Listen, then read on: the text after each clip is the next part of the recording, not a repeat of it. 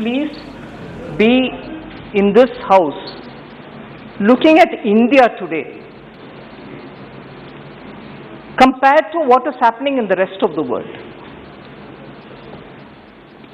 Just 2 or 3 highlights will tell you where India is compared to the rest of the world, and why should we have to compare with the rest of the world?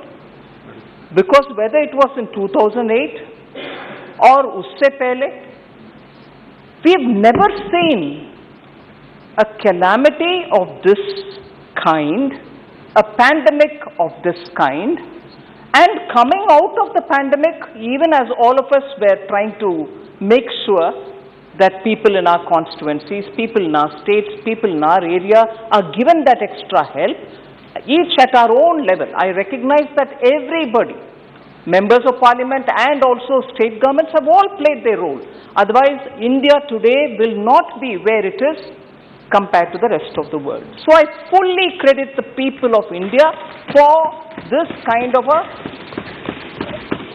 even against adversity, that we are able to stand up and be recognized as the fastest growing economy. And this is not my assessment. Repeatedly in the last 2 years, both World Bank, IMF and many other agencies are periodically giving an estimate of what the global trade is going to be like, what the growth of the global GDP is going to be like, and also recasting their assessment about what the world's growth is going to be, and by country what the assessment is going to be. And each time when they have reviewed, when they've downgraded the global growth, when they have reassessed, saying no, it is not as we thought 6 months ago, it is worse, it is getting worse. In each of these times,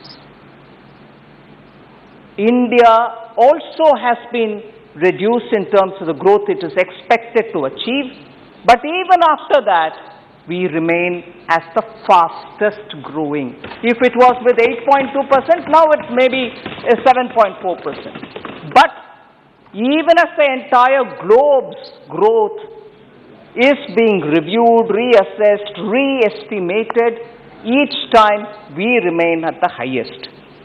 So it is important for us to, first of all, as Indians, appreciate that our people have gone through this pandemic, Delta wave, Omicron wave, and after that the way in which global value chains have hit us. But in spite of that, because of the various steps taken by the government and also by the Reserve Bank of India, we are remaining much better than most countries. I think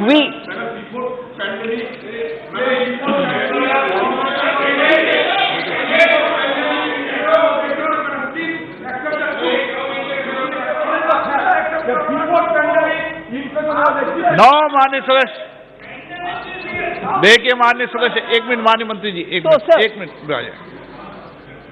माननीय सदस्यगण, आप सब ने अपनी बात रखी, मंत्री जी ने आपकी बात को ध्यानपूर्वक सुना, कोई बीच में इंटरप्ट नहीं किया। मेरा आपसे आग्रह है, आप भी उनके जवाब को पूरा सुने। सबको बता दिया माननीय मंत्री जी।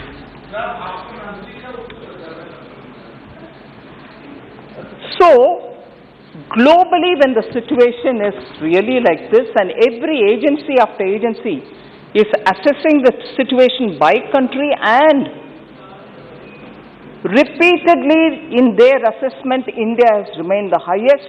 I think this House, irrespective of the party differences, will have to feel proud for this country and its people. They have struggled. State governments have helped.